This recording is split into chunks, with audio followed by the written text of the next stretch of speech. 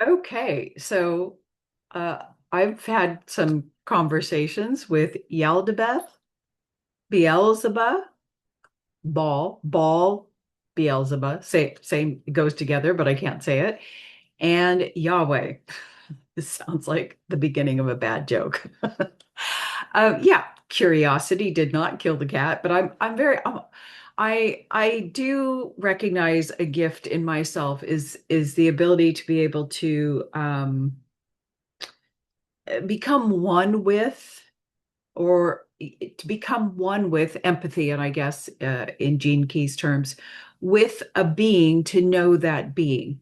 And I thought, okay, I'm very curious. I'm very curious, does Beelzebub, or Baal, as people, the shortened version, um, do these gods really exist? Are they really exerting power? Blah, blah, blah. And I thought, why not just call them in? Blah, blah, And so I did. Let's see, where do I want to start? And once again, like, I don't write anything down. It's going to be difficult for me to remember, but they were very short interactions, enough for me to, and I'm in a meditative but very conscious state, and where I'm at is in pure being. So like in the monadic self position when I'm calling in these beings or energies. And I absolutely could just be making it all up, but what I feel like it would be very difficult for me to make up the different energetic feelings and experiences that happen to my body. So, yeah, it's all very curious, but again, you can take everything with a grain of salt, but very interesting. Who shall I start with? I will start with Yaldabaoth. I'm terrible at pronouncing these names. And remember, Yaldabaoth from the Gnostic tradition is who Sophia created, and it was a misqualified creation, and he kind of turned into just I just a God that is not so godly, right? A God without the divine spark, the divine blueprint behind it, without the divine knowledge behind it. So Yaldabaoth created Earth and the archons, and created this soul trap prison system. Okay. So let's see, what do I want to say? So when I go in, first of all, I obviously get in the right space, and I always, there's never any fear at all. Excuse me for looking at my phone. Never fear, but respectful curiosity. And I have done this before. Those of you who remember when I started working at the coffee house, sorry about my phone. I'm just going to let it beep. Um, and and suddenly I was coming face to face with this mythical creature of a narcissist, and I was like, I don't know, I don't understand, and I wanted to understand, and I did this, and I connected with the the consciousness of the boss, and I could see that very definitely there was a reptilian kind of archonic layer there.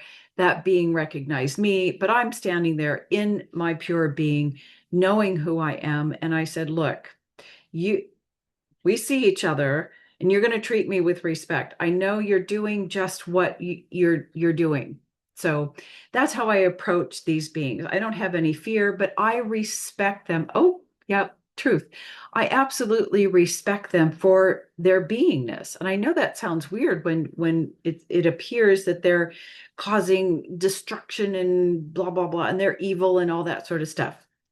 Okay, so I always request an audience with the being. And I did Baal first, but I'm going to tell you about Yaldabaoth first. And with Baal, there was a definite connection. There was, oh, you're there, I'm there. But with Yaldabaoth, I wasn't getting I'm here. Do you want to talk? That kind of thing. And I was like, okay, are you here? Are you here? Am I connected? And then instantly, like my whole perspective changed. And in contrast to how I felt with Baal or Beelzebub, I had no physical, energetic experience with Yaldabaoth, but I kind of did. But what then suddenly my perspective became this kind of complete non-dual perspective, kind of what I'm used to feeling from a non-dual consciousness perspective, but it was from his perspective. And I couldn't sense a beingness because Yaldabaoth, who is the creator of all of everything here, I'm assuming the planets as well. I think so, planets and everything. Um, he is like God energy, not true God, but so fully immersed in the creation that he's everywhere. And that's how I experienced him, being totally immersed in all of creation and rather watching things from a distance, right? And what through whatever just information coming in and questions going back and forth, what I got, very short interaction, is he's not actively doing stuff currently because he doesn't need to, because all the other players down here, the Archons and everything, the reptilians, and he's like thrilled. He's like, everything is going as planned. Not that there was a plan. And and it's just everything is working out the way it was designed to work. And here's what I want to say about Yaldabaoth and Beelzebub. Their beingness is just beingness. They are what they are, and they don't know otherwise. They don't know the contrast. They don't know happiness. They don't know love. They are just beings, that are created. They don't know anything else. There is no anger, no hatred, and I'm speaking now both from my experience with Baal. There's none of that. I'm just a being that was created, and I don't know anything else beyond myself. So they don't know any difference, okay? And that's what I experienced with the Yaldabaoth. He's not playing an active role because everything is playing out just as he needs it to be. But what I did ask, I said, are you concerned about the awakening of people, right? The awakening of, yeah, the awakening of people. And he said, no. And I said, oh, why? And he said, not enough, not enough yet. And that is why it has led me to make the videos about the monadic self. We have to activate it very strongly, right? Because now the cat wants in, and I have to let it in because it's like 100 degrees. So that is what is prompting this monadic self video and push to activate it. Get all of our sparks sparking. Okay, they're spark. You may have a spark because you're watching this video, but we need it more active. We need to pull it in, call it into planet Earth, because not enough. And I got this directly from Yaldabaoth. Not enough. However, he is concerned about the energetics arriving on this planet, but it seemed a little bit like, yeah, but everything's kind of going fine right now. Okay, is there anything else I need to tell you about Yaldabaoth? Nope. I think that's all I got on him. Now let me put you on pause and I'll let the cat in. And I just remembered something about Yaldabaoth. So I did kind of lie, or I've forgotten, where I said I didn't feel like an energetic sensation in my body. I did. I just remembered. Now, Yaldabaoth is represented symbolically, picture form, as a big lion's head and then a serpent body. And what I felt was when I was like, okay, just let me energetically just experience this being. What is this? And I felt all this energy right up here, right? And I thought, and nothing in the body. in contrast to what I felt with Baal, Baalzebub. So energetically, I can see why symbolically Yaldabaoth is portrayed as a lion because it's like mental, distorted, misqualified, lower mental energy. And the lion is supposed to represent arrogance and pride and, all service to self kind of, and I was like, yeah, that's where I felt all the information. So it was just showing me that, yeah, you're tapped into something and you're experiencing, receiving information energetically about what this being might be about. Yeah, it was all right up here.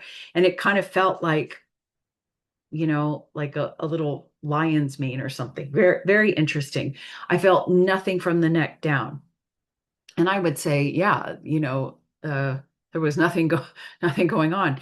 Okay, let's move on to Beelzebub. Now, I knew nothing about Beelzebub. I didn't know, I didn't know. I was just calling in, who was I calling in? I can't remember now. I think I was calling in Baal. Um, Yes, I was calling in Baal because that's all I knew.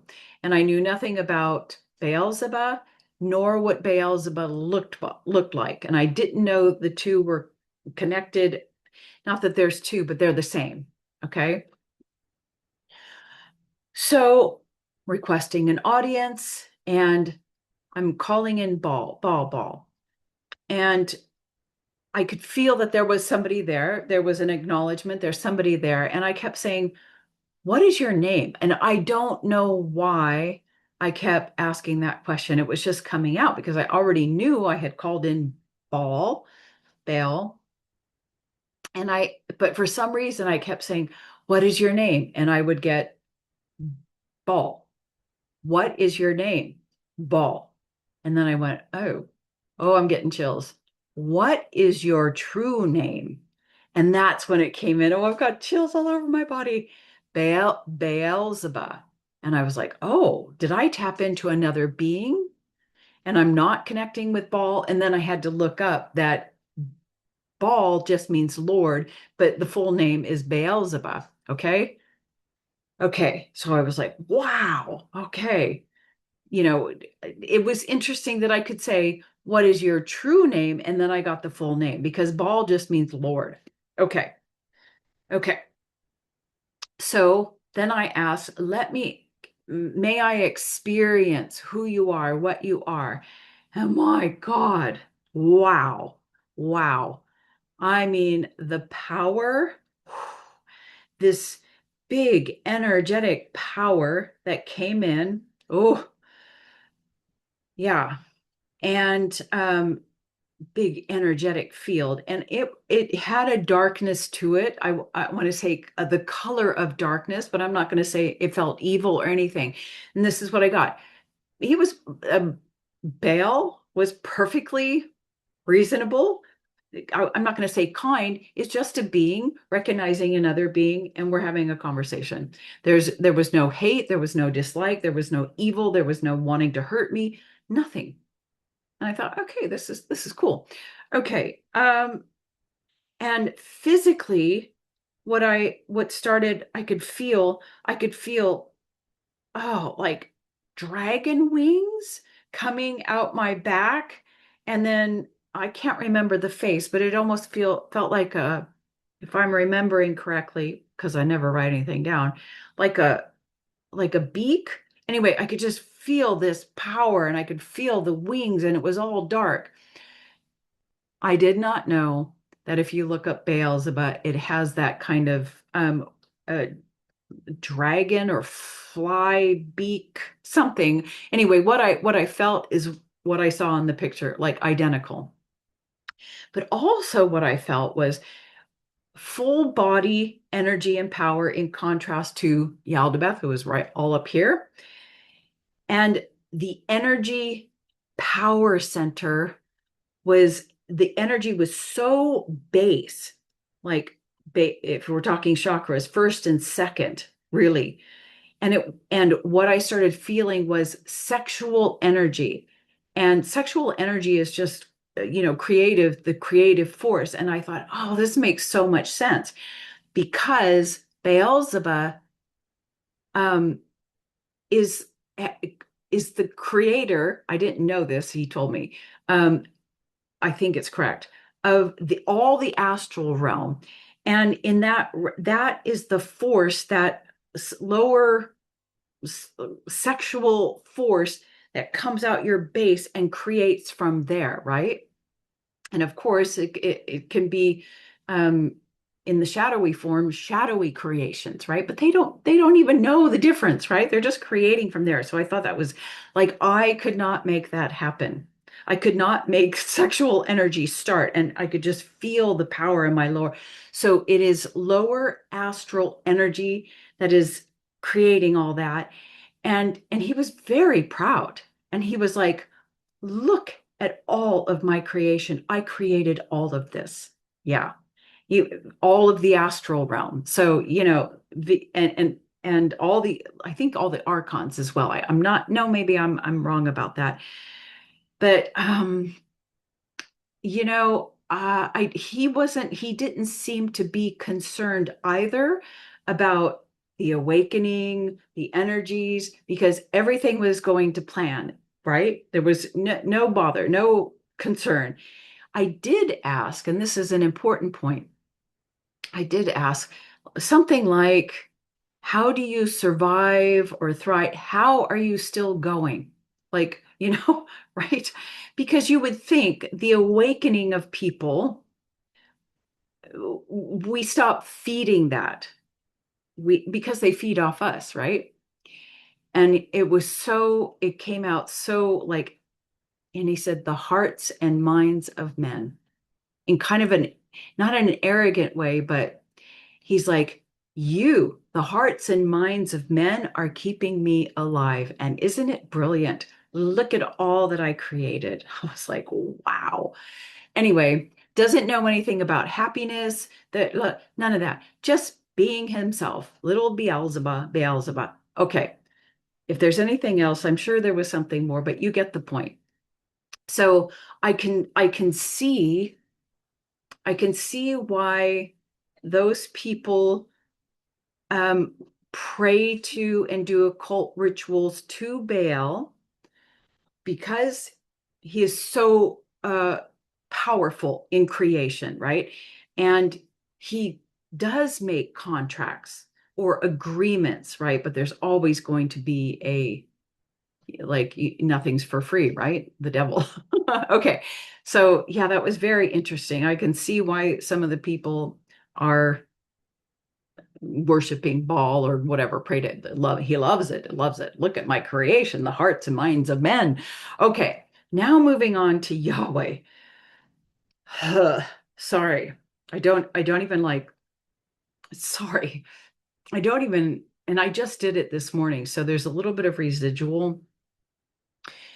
I don't even like saying that word.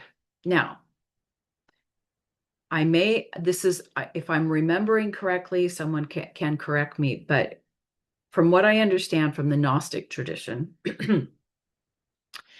Yahweh was an archon or is an archon. And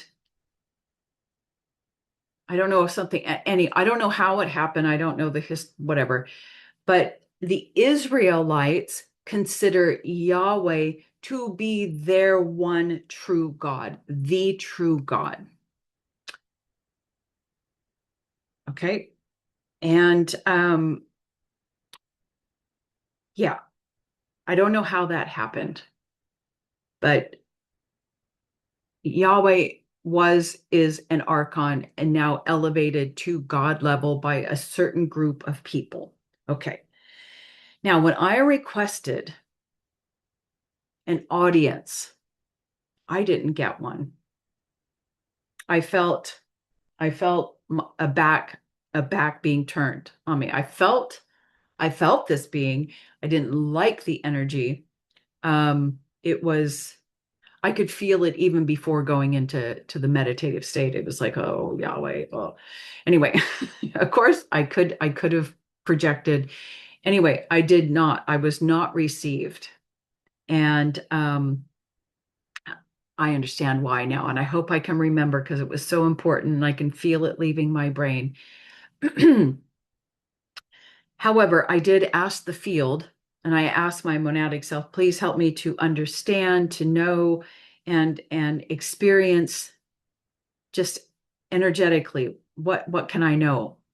And oh, it's leaving my brain. So empathetically, when I was tuning in energetically to Yahweh,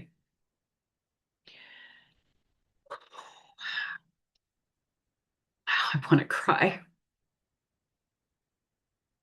It's very hard to talk about this, and I don't know if I'm having some interference. What I felt was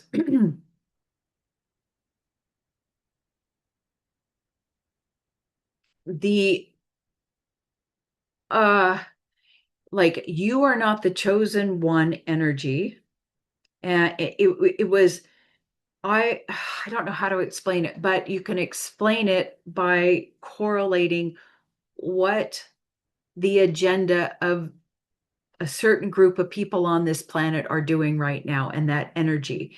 And it was you're not part of the group that I am a god of, but what I'm doing is, and what I've learned is, he has infected, it was like a sickness, a virus coming into me, but this is what he's done to this group of people that feel he is their god. I mean, it's a relationship, and the energy is of